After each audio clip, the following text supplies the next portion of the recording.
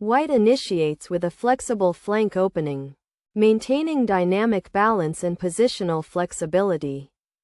The move the pawn to g6 by black is an inaccuracy. A superior alternative was the pawn to d5, claiming key space in the center, paving the way for the pawn to d4, significantly boosting piece coordination, which enables the pawn to c5 to organize the counteroffensive seamlessly. This leads to the pawn on the d file takes on c5, liquidating material and gaining active play, unlocking the pawn to e6 with highly aggressive threats. This allows the bishop to e3, guaranteeing long-term space control. The move the pawn to g3 by white is an inaccuracy. A superior alternative was the pawn to e4, claiming key space in the center, paving the way for the pawn to c5, significantly boosting piece coordination, which enables the knight to c3 to organize the counteroffensive seamlessly, whereby the bishop to g7 secures an overwhelming positional advantage, unlocking the pawn to d4 with highly aggressive threats. Continuing with the pawn on the c-file takes on d4, compromising the opponent's pawn structure. Black completes the fianchetto, reinforcing the kingside and maintaining the dynamic balance. White stakes a claim in the center, aiming for central control and space. Black develops a knight towards the center, contesting white's spatial ambitions. White fianchettos the bishop, reinforcing central influence and preparing kingside castling. Black castles, securing the king and preparing for middle game operations. White castles, a standard move consolidating the kingside and king safety. Black challenges the center, creating pawn tension and seeking counterplay. White develops the bishop actively, preparing to control key diagonals. Black shores up the center with a pawn, creating a solid pawn structure. White develops the knight, supporting central pawns and preparing for queenside play. The move the bishop to f5 by black is an inaccuracy. A superior alternative was the pawn to h6, claiming key space in the center, paving the way for the pawn to c4, significantly boosting piece coordination, which enables the bishop to e6 to organize the counteroffensive seamlessly. This leads to the pawn on the c-file takes on d5, liquidating material and gaining active play. Afterwards, the pawn on the c-file takes on d5 executes a favorable trade. This allows the rook to c1, guaranteeing long-term space control. White plays prophylactically, preventing black's knight from occupying active squares. Black centralizes the knight, creating tactical possibilities and disrupting white's setup. White reinforces the center, solidifying pawn structure and preparing for further expansion. Black targets white's queenside pawns, increasing pressure on the queenside. The move the queen to b3 by white is an inaccuracy. A superior alternative was the pawn to g4, claiming key space in the center. Afterwards, the knight takes on d2 executes a favorable trade. Continuing with the knight takes on d2, compromising the opponent's pawn structure, whereby the bishop to e6 secures an overwhelming positional advantage, unlocking the queen to c2 with highly aggressive threats. This allows the knight to d7, guaranteeing long-term space control. Black repositions the knight, improving its scope and preparing for central action. White brings a rook to the central file, increasing pressure and activity. Black exchanges knights, simplifying the position slightly. White recaptures with the knight, maintaining central tension and piece activity. Black advances a central pawn, seeking to open lines and create dynamic play. White captures the pawn, opening the central file and gaining space. Black recaptures, centralizing the knight and improving piece activity. White advances the pawn, challenging Black's central control and piece activity. Black captures the pawn, opening the central file and creating dynamic tension.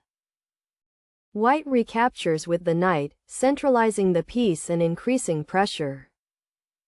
Black develops the bishop, activating the piece and defending the central pawn. The move the queen takes on b6 by white is an inaccuracy.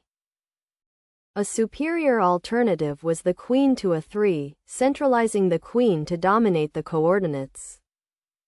Paving the way for the rook on the f-file to e8, significantly boosting piece coordination.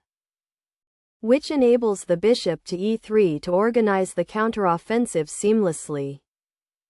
Whereby the queen to c7 secures an overwhelming positional advantage.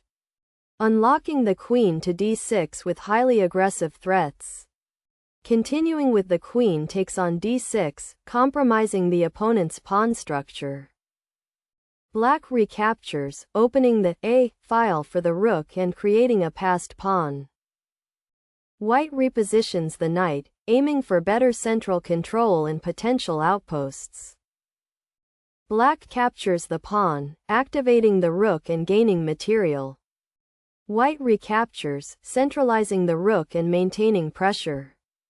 Black recaptures with the bishop, improving piece activity and central control. White captures a pawn, securing material and creating tactical threats. The move the knight to c4 by Black is a severe blunder.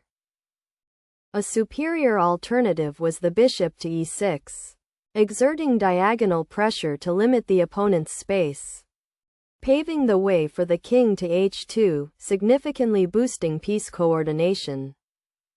Which enables the knight to c4 to organize the counteroffensive seamlessly.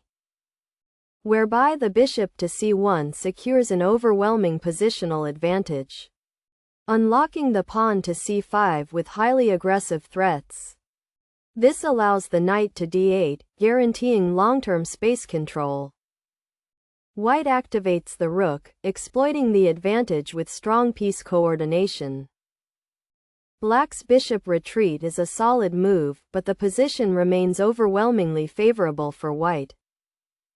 White captures a pawn, consolidating the material advantage and positional dominance. The move the knight to e5 by Black is an inaccuracy.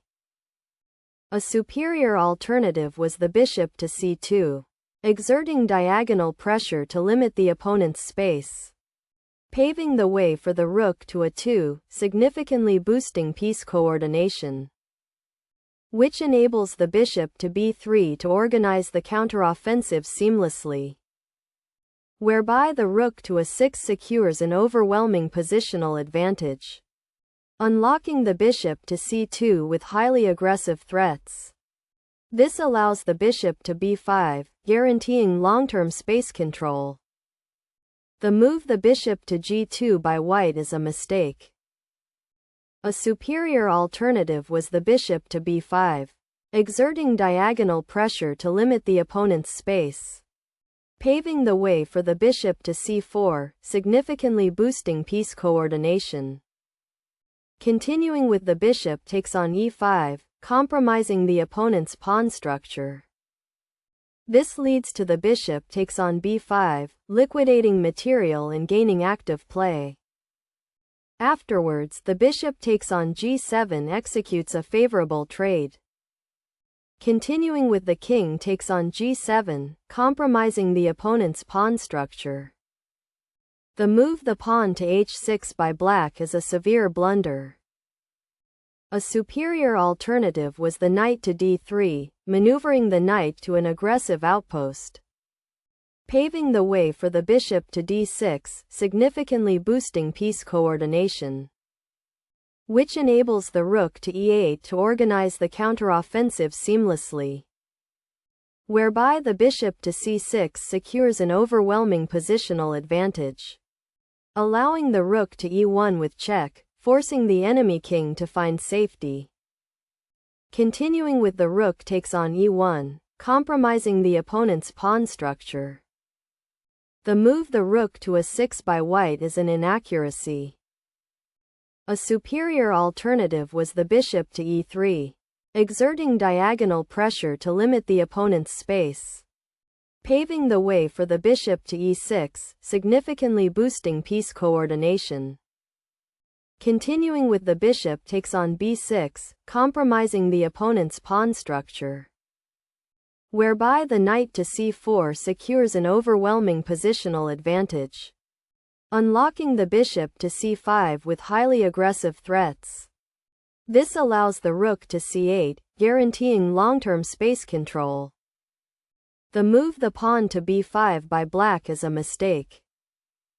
A superior alternative was the bishop to e6, exerting diagonal pressure to limit the opponent's space. Afterwards, the rook takes on b6 executes a favorable trade, which enables the knight to c4 to organize the counteroffensive seamlessly, whereby the rook to b4 secures an overwhelming positional advantage, unlocking the pawn to g5 with highly aggressive threats. This allows the bishop to c1, guaranteeing long-term space control. White centralizes the knight, exploiting black's structural deficiencies with overwhelming pressure. The move the bishop to c4 by black is a severe blunder. A superior alternative was the bishop to c2, exerting diagonal pressure to limit the opponent's space, paving the way for the rook to b6, significantly boosting piece coordination, which enables the rook to d8 to organize the counteroffensive seamlessly. This leads to the rook takes on b5, liquidating material and gaining active play, allowing the rook to d1 with check, forcing the enemy king to find safety. This allows the king to h2, guaranteeing long-term space control. White advances the pawn, securing space and restricting black's pieces further. The move the rook to c8 by black is an inaccuracy. A superior alternative was the bishop to e2, exerting diagonal pressure to limit the opponent's space. Afterwards, the bishop takes on e5 executes a favorable trade. Continuing with the bishop takes on e5, compromising the opponent's pawn structure, whereby the rook to a2 secures an overwhelming positional advantage, unlocking the bishop to d1 with highly aggressive threats. This allows the rook to d2, guaranteeing long-term space control. White captures the bishop, decisively increasing the material advantage and winning the game. Black recaptures, consolidating pieces but facing a hopeless situation. White repositions the knight, solidifying the advantage and preparing for the endgame.